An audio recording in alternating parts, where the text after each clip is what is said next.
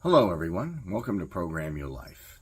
How can you achieve all your goals? Every single goal. Now you might say, no, that's not possible. I can't have, wealth like I want. I can't have the body that I want. I can't be in the relationship that I want. It's just too much work. Or even if you do think you can accomplish them, that's going to take tons and tons of time. I have to save up money. It has to be an arduous task. I have to work out every single day to be healthy. For relationships, I have to figure out every little thing, and I have to, please this person, do everything that they want. What if I told you you could achieve all your goals by actually changing where you are energy-wise? Now, you might say, that doesn't really seem right. I want to change the outside world first, and then the inside world will change. Sometimes we're trying to achieve all our goals, myself included, but we're trying to do it the opposite way. And here's Dr. Joe Dispenza on how to achieve all of your goals so you can be a fulfilled individual and achieve anything that you want. People start to break some veneer or some barrier of what they think is impossible. As people start to pierce that veil, it's just like the 4-minute mile, more and more people are starting to understand that they can do it as well. I never know what's going to happen. I just know that if we keep giving people numerous opportunities to connect, sooner or later they're going to get beyond themselves and they're going to connect even more. And that's one of the things I learned from all the brain scans that we've studied, is that I think that you and I are at our absolute best when we get beyond ourselves. And there's an elegant moment that takes place and a formula, in fact, where you can actually teach it. And so people now are starting to connect to that field called the quantum field, and they're beginning to produce effects on matter, and it's happening in a shorter and shorter amount of time. And if it's happening in a shorter and shorter amount of time, that means they're no longer playing by the rules of Newtonian physics, which requires predictability in time. They're doing it from the field, the energy of the quantum, and that process takes place in no time. I think we're living in a time of extreme polarities. I think that things have to be pulled apart. Polarity, if you look at even studies in chaos theory, that there always has to be extreme polarities before there's a reorganization. And everything that is not consistent with a new level of energy or new level of consciousness is going to spiral apart. So think about it. Every system in nature, before it evolves, goes through a period of chaos. It's just the way it is. And so information is what is causing this whole thing to accelerate, because you don't need an authority any longer to gain information. You don't need a priest or a rabbi or a teacher. You don't need a doctor to gain information. Because of technology, information is so accessible. So every time you learn knowledge, you become more conscious of the way things really are. And if you become more aware and you become more conscious, you can't have consciousness without energy. So there's an elevation globally of energy taking place. In fact, if I think back 5 years ago or 10 years ago and I walked out in front of an audience and I had to work to get an audience to a certain level of understanding, those days are over and we'll never go back to that again. Everybody is informed. So that greater level of energy, that greater level of consciousness is causing old systems and old paradigms to begin to spiral out.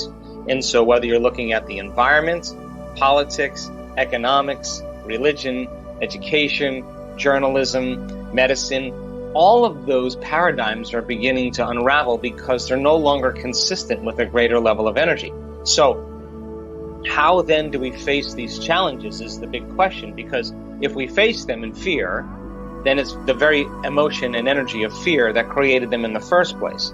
If we face them with hostility and anger, well, we are going to be reacting and recreating the same outcome.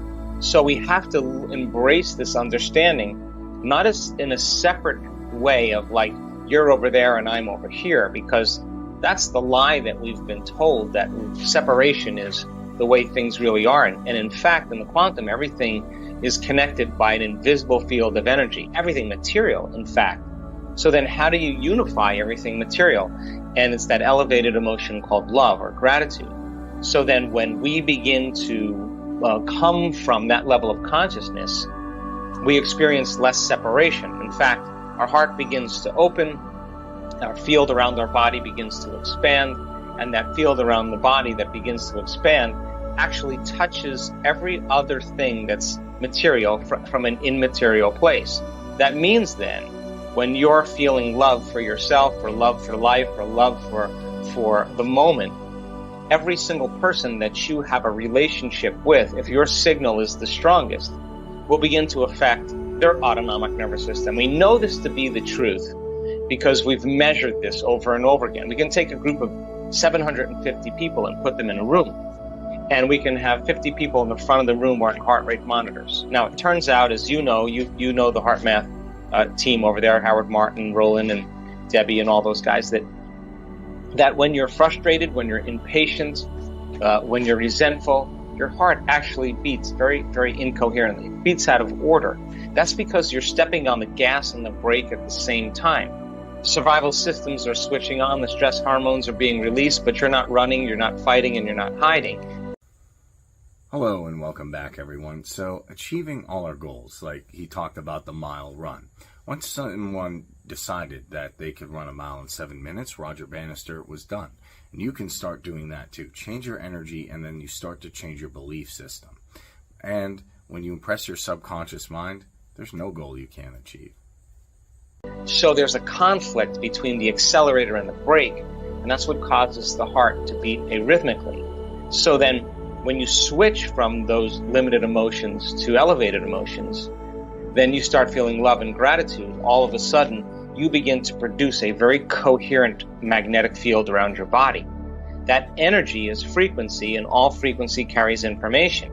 So if you have 750 people in the room, and you have 50 people in the front of the room wearing the heart rate monitor, and you teach people how to elevate their energy, and to open their heart, and create coherence, and then lay the thought for the greatest good of everybody sitting in the front of the room, that their lives be enriched, that their bodies be healed, that their dreams come true, that the mystical find them.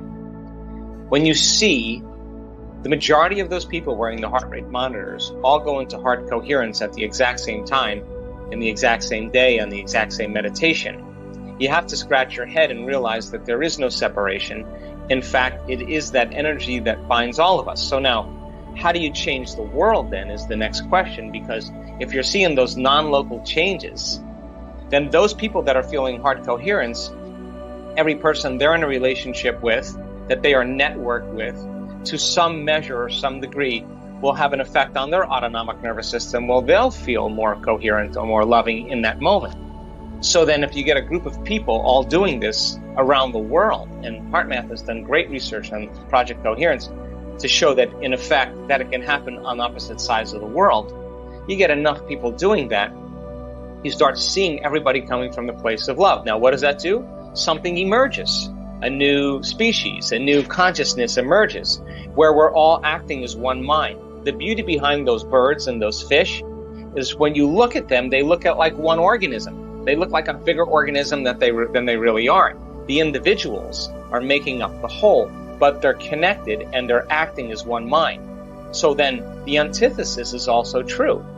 The way you control people and cause them to believe that they're separate is to create the stress hormones, because when stress hormones are released, the opposite happens. You contract.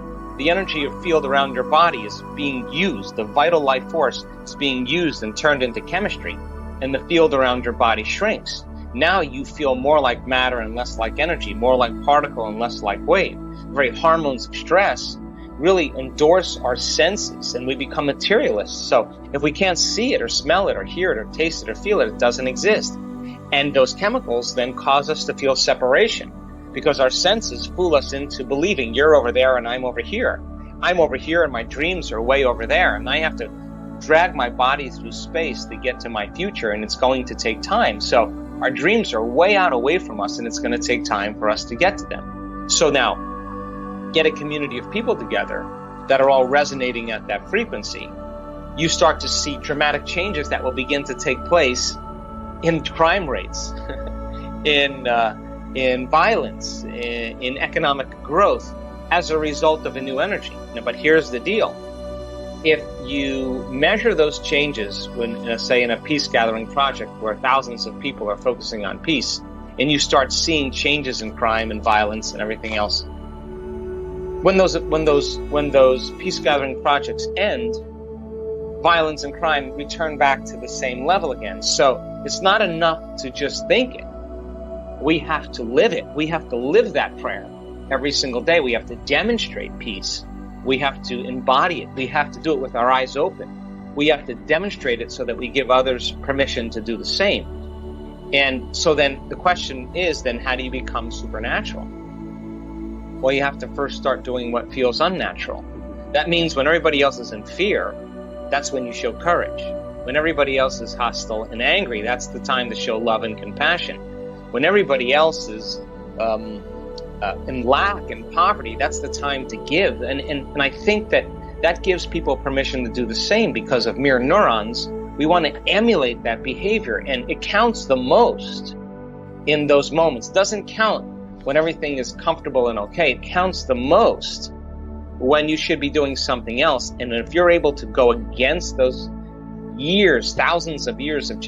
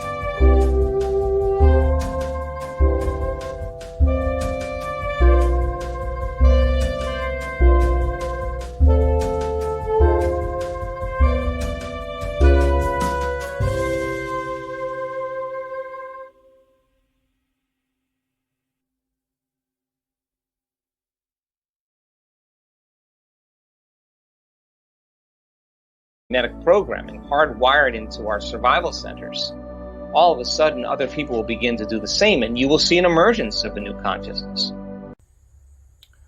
Welcome back, everyone. That was so powerful. You really can achieve all your goals. You really can accomplish anything. The only limiting thing is, honestly, the beliefs that you have in your subconscious mind saying, I can't do it, it's not possible, it can't happen to me, I can't have this, it's just out of my reach, I don't have these resources or A, B, or C, so I can't do it. Once you start to rewire your brain, once you hold that intention of what goal you want to have, just like holding the intention of your future self, you can start to reprogram your subconscious. And then really anything is possible.